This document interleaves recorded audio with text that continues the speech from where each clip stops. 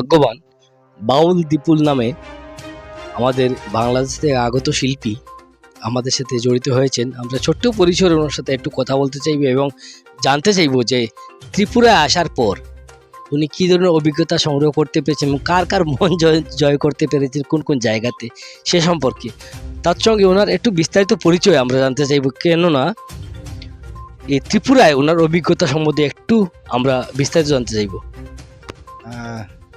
ধন্যবাদ আপনারে। বিশেষ করে অধিকার বার্তা যিনি আজকে আমারে সুন্দর একটা সুযোগ দিছেন ত্রিপুরাতে টেলিকাস্ট করবা, তো আমি তাইলে ধন্যবাদ জানাইলাম। আমি সিলেটি ভাষায় কই না ভাই। আসলে ত্রিপুরাতে আমার এর আগে অনেকবার আওয়া হয়েছে এবং প্রোগ্রামও করছি, অনেক প্রোগ্রাম করছি। তো যাই হোক, আমি সবচেয়ে বড় কথা হইলো গানের মানুষ, তো বিশেষ করে সিলেট আমার বাড়ি, আর ত্রিপুরাটা কিন্তু আমরা সিলেটেরই একটা অংশ। হ্যাঁ, তো আমার খুবই ভালো লাগে। প্রত্যেক পরিবারে যার যার বাড়িতে আমি গেছি, নিমন্ত্রণ আমন্ত্রণ যাই করছি, যাই পালন করছি, তার খুব আত্মীয়তা, খুব আদর স্নেহ এবং গুরুত্ব, আমি সব মিলে আমি খুশি। আর ত্রিপুরাবাসী তো অবশ্যই আমি আর একটু কইতাম সেরাম, আমার এক দুইটা গান আছে মৌলিক, যে ট্রেডিশনগুলো আমরা বাংলার সংস্কৃতি, ধামাইল গানগুলা, এক দুইটা দামাইল গান আমার আছে, মৌলিক দামাইল গান, যে গানগুলা ত্রিপুরাবাসী আসামবাসী, যে গানগুলো না বাজাইলেই একটা বিয়া সম্পন্ন হয় না, একটা পূজা সম্পন্ন হয় না। তো সব মিলে আমি খুব খুব খুশি। আমার মায়ার মানুষ, প্রাণের মানুষ, আমার আত্মার মানুষ, আমার আত্মীয় স্বজন এই ত্রিপুরাতেই বেশিরভাগ। খুব আদর পাইছি, খুব খুব সম্মান পাইছি। আর তো কিছু করার নাই নাকি।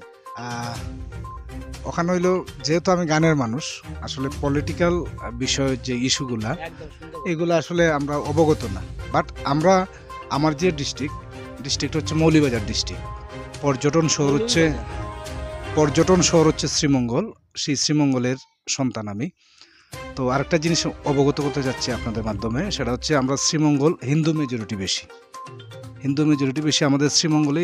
এই সমস্ত ইস্যুগুলা নিয়ে এখন পর্যন্ত ইসলাম ধর্ম বলেন, হিন্দু ধর্ম বলেন, আমাদের মধ্যে কোনো ভেদাভেদ নেই। আমরা সব একসাথে মিলেমিশে আমরা কাজ করি। যেমন এই যে গত শারদীয় পুজো গেল, আমাদের মুসলিম ভাইয়েরা বন্ধুরা ভলেন্টিয়ারের দায়িত্ব পালন করছে বিভিন্ন জায়গা থেকে, বিভিন্ন পূজা মণ্ডপে। আবার তাদের যখন ঈদের কোনো অনুষ্ঠান হয়, জামাত হয়, তখন আমরা হিন্দু ছেলে মেয়েরা মিলে তাদের বন্ধু বান্ধব, আমরা হিন্দুরা যারা থাকি, আমরা ভলেন্টিয়ারের দায়িত্ব পালন করি। আমাদের শহরে এরকম কোনো ইস্যু নাই। তবে কিছুটা হচ্ছে যেই জায়গাতে উত্তরবঙ্গতে, যেমন সংখ্যালঘু যারা। তো এখানে আরেকটা কথা আমি পরিষ্কার করতে যাচ্ছি মিডিয়ার মাধ্যমে, সেটা হচ্ছে ঘটনা যদি ছোট হয়, তো বাংলাদেশের তথাকথিত কিছু মিডিয়া আছে, তারা এই বিষয়গুলো বড় করে। আপনি যে কথা বলছেন, না, এরকম কোনো কিছু হবে না, আশা করি কোনো কিছু হবে না, কারণ আমরা মিলেমিশে আছি। এখন যদি যাওয়ার পর যদি আমি উত্তরবঙ্গে কোনো প্রোগ্রামে যাই, আমার বিশ্বাস আমার বাংলাদেশের মানুষ, উত্তরবঙ্গের মানুষ আমাদেরকে ওইভাবে গ্রহণ করবে, এতে কোনো সমস্যা হবে না। আপনাকে পেয়ে আমরা অত্যন্ত আপ্লুত। আমরা আবেদন রাখবো, আমাদের এখানে উপস্থিত আছে আমাদের সংবাদ মাধ্যমের একজন কর্মী আশিস দাস তালুকদার, ওনাকে বলবো যে আপনাকে আমরা একটু বেশি কিছু করতে পারিনি, উত্তর দিয়ে বরণ করে নেব আমরা। তো আশিসকে আমরা আবেদন করবো উত্তর দিয়ে বরণ করে নেওয়ার জন্য, একটু যেটা আমরা যতটুকু পারছি চেষ্টা করছি, প্লিজ কাম। ওনাকে বরণ করে নিয়েছি আমাদের চ্যানেলের কর্মকর্তাদের পক্ষ থেকে রয়েছে, সেগুলো আমরা তুলে দেব। ছোট একটি উপহার, কারণ জানি উনি যেহেতু বাংলাদেশ থেকে এসছেন, বড় জিনিস দিলে নিয়ে যেতে কষ্ট হবে। আমরা আমাদের নিজের চেষ্টা মতো আমরা ছোট জিনিস দিয়ে দিচ্ছি ওনার কাছে। এবং তারপরও একটা জিনিস আমরা সকলেই চাইবো, হয়তো আশা করি আমাদের দর্শকরা যারা দেখছেন, একটা জানতে চাইব, একটা শ্লোক গানের হয়তো 2-3টে লাইন আপনি দিয়ে সমাপ্ত করবেন আজকের এই অনুষ্ঠান। তো আবারও ধন্যবাদ অধিকার বার্তাকে এত সুন্দরভাবে আমাকে এত সম্মানিত করার জন্য। আসলে আমি এত সম্মানীয় মানুষ না, তো আপনাদের মাঝে এসে আমার কাছে খুব সম্মানিত মনে হচ্ছে, সম্মানিত বোধ করছি। তো যেহেতু সবাই বলতেছেন ছোট্ট করে একটা গান গাওয়ার জন্য, আমি গান গাওয়ার চেষ্টা করছি।